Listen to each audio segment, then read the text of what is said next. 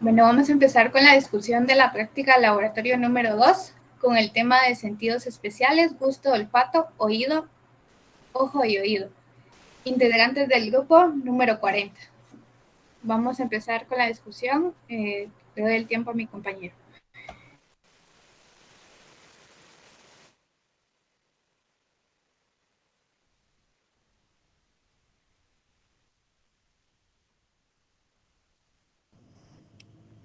Bueno, hablando sobre el mapa de la lengua, podemos ver de que se percibe en la lengua el sabor amargo en la parte posterior de la lengua. En los bordes superiores se puede percibir el sabor ácido y el sabor umami se puede percibir en el centro de la lengua, como lo podemos ver en la imagen.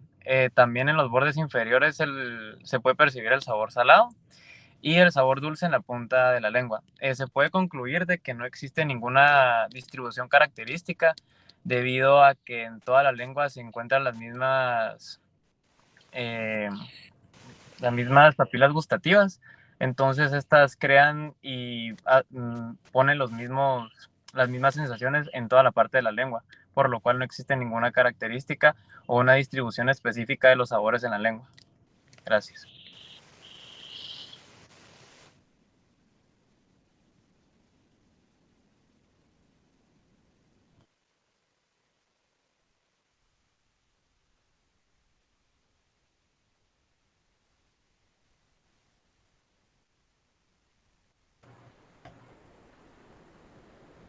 Bueno, le vamos a dar respuesta a la pregunta número 4, en donde se localizan las yemas gustativas. Nos dicen que mayormente se ubican en las paredes de las depresiones que rodean las papilas calciformes, que rodean una V sobre la superficie posterior de la lengua. Y también la tenemos moderadamente, se ubican sobre las papilas foliadas, situadas en pliegues a lo largo de las superficies de la parte posterior de la lengua. Y también está moderadamente en las papilas fusiformes sobre la superficie anterior de la lengua.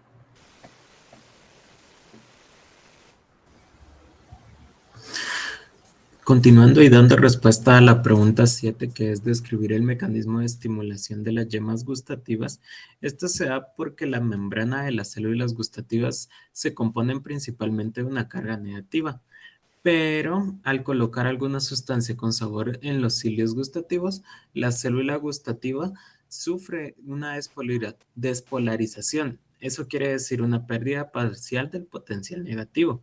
Este mecanismo reacciona con las vellosidades gustativas, poniendo al potencial del receptor en marcha. Además de que se abren canales iónicos que permiten que los iones de sodio o hidrógeno con carga positiva puedan penetrar y despolarizar la carga negativa, que es lo normal en la célula.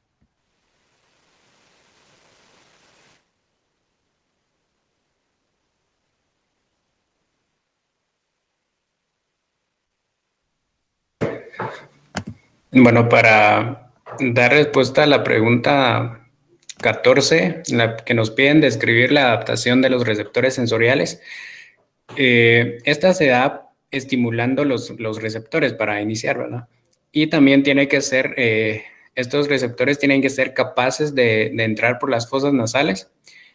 Una característica muy importante de estos es que tienen que ser receptores solubles al agua para disolverse con la mucosidad y así llegar a las neuronas receptoras olfativas. Luego, estas neuronas receptoras envían los impulsos nerviosos al bulbo olfatorio y de ahí a los centros olfativos de la corteza cerebral, donde es interpretada el sentido del olfato, ¿verdad? Luego nos piden la pregunta 15.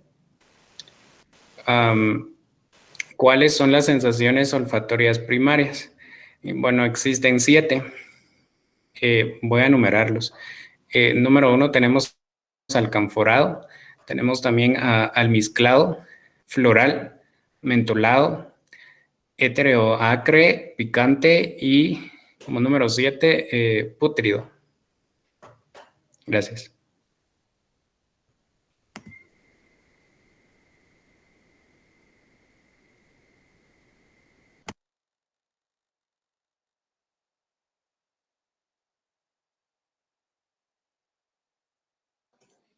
Bueno, en el experimento número 3 es sobre la visión. ¿Puedes acercarlo más, por favor? Gracias. En este experimento nos piden 2 sujetos de prueba. A estos sujetos les realizamos fotografías de sus pupilas antes y después de alumbrarles con una linterna especial para los ojos, lo cual evidenció que antes el sujeto número 1 tenía un diámetro de 4.8 y después de 2.3 con una variación de 47.92%.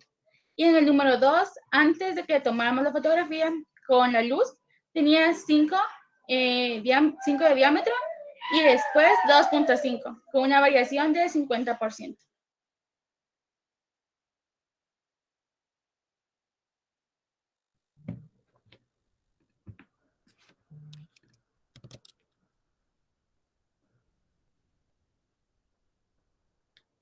Como siguiente tenemos la pregunta número 12, que nos dice que ilustremos una figura de la organización de la membrana y del bulbo olfatorio y sus respectivas conexiones. Como podemos observar aquí en la imagen, tenemos señalizado principalmente lo que lo conforma. Este se divide en 5 capas. Como podemos observar aquí, la señalización número 1 nos habla sobre el bulbo olfatorio. También tenemos que sus neuronas principales son las células mitrales. ¿Estas qué hacen? Estas reciben la información de las neuronas olfativas, la integran y la envían a través de sus acciones a otras regiones cerebrales. El bulbo olfatorio o olfativo, como también se le podemos decir, es una estructura neural del prosencéfalo y de los vertebrados, implicada en el olfato, es decir, está en la percepción del olor. Gracias.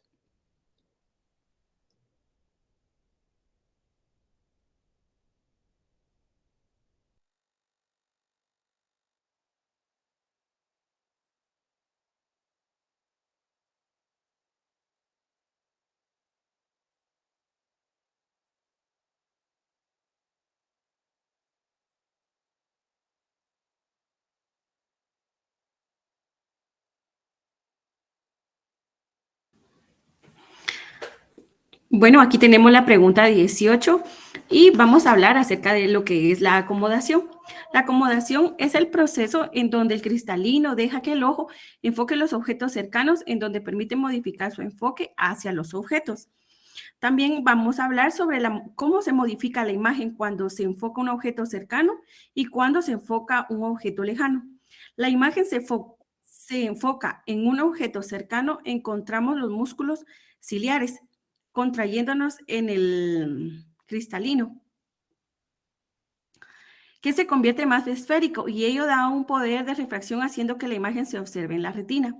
Cuando se enfoca un objeto lejano, cambia la luz en la retina y los músculos ciliares, el cristalino se convierte más delgado para poder enfocar los objetos distales. Aquí también vamos a describir las secciones pupilares y los cambios de curvatura del cristalino cuando se enfoca un objeto cercano y lejano. En donde el enfoque de visión cercana, entonces el músculo ciliar se contrae y su zona se relaja, siendo el cristalino el que aumenta el diámetro anteroposterior. Ahora para la lejana es importante el músculo ciliar también cuando se relaja, entonces esta zona se tensa y da como resultado que disminuye el diámetro anteroposterior.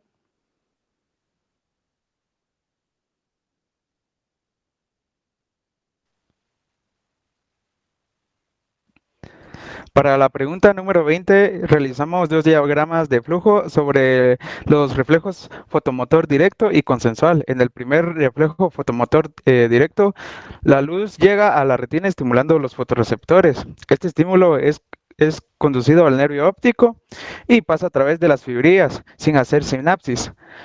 También del quiasma óptico y de las cintillas ópticas. Alcanza el núcleo geniculado lateral ubicado en el tálamo. Luego este viaja hacia el núcleo pretectal ipsolateral, ubicado en el mesencéfalo. Además, esta información es redirigida al núcleo accesorio del tercer par craneal y este estímulo alcanza los nervios parasimpáticos. Se contrae al esfínter del iris. Ahora con el reflejo fotomotor consensual, este inicia cuando se estimulan los núcleos accesorios.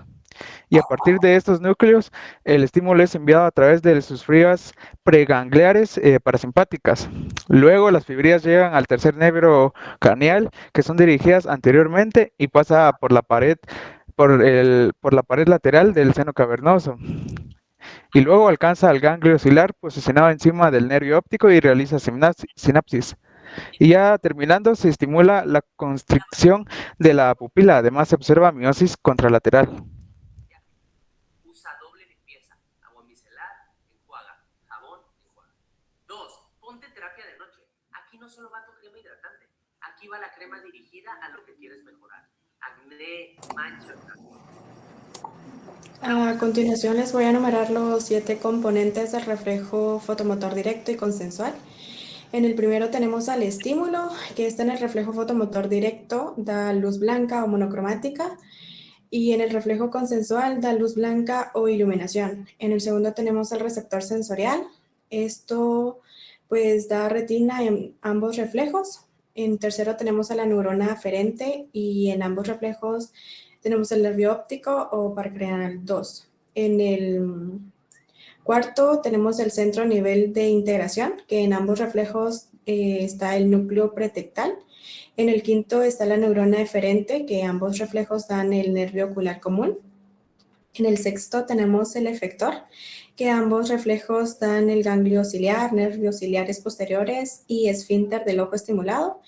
Y por último, que es el séptimo, está la respuesta, que ambos reflejos dan la miosis de pupila.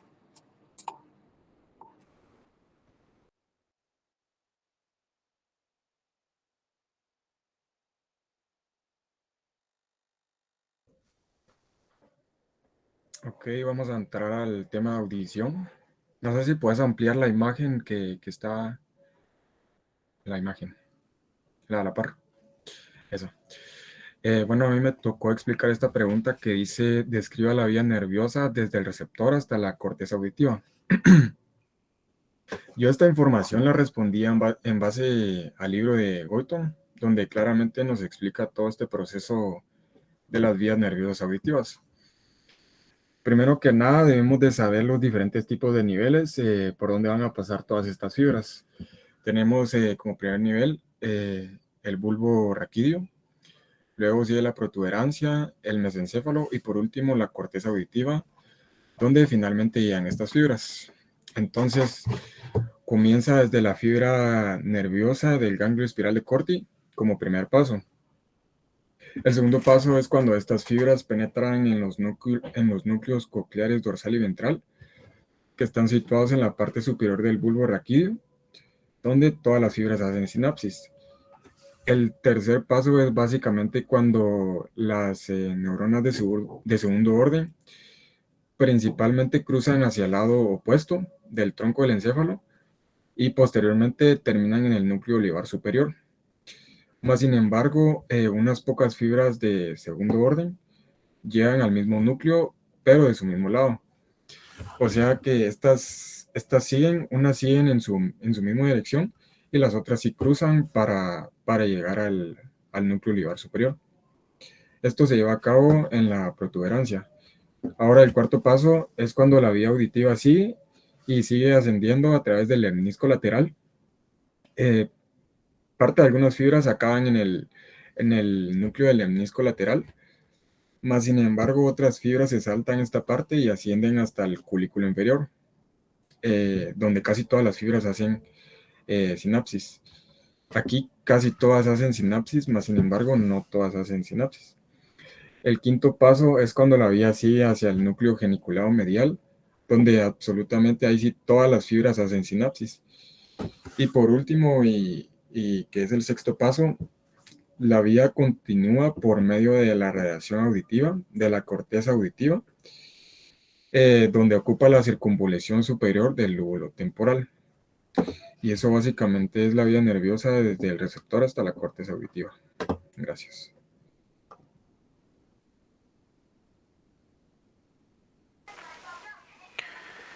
Bueno, y por último voy a mencionar algunas de las causas más comunes para los diferentes tipos de sordera. Iniciamos con la sordera de conducción.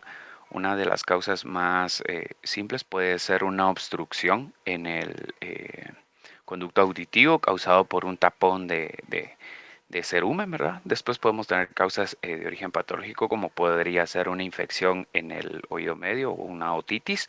También podría ser alguna afección de los huesillos del oído. Esto podría ser como una osteoclerosis, ¿verdad? O por último podríamos tener una un poco más grave como una perforación en el tímpano, ¿verdad?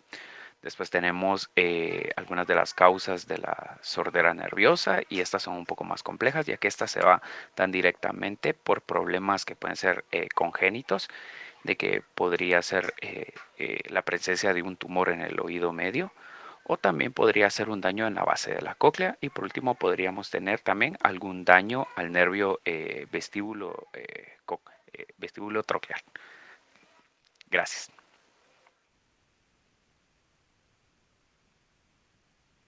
Muchas gracias. Esto fue todo el informe sobre el laboratorio número 2 del grupo 40.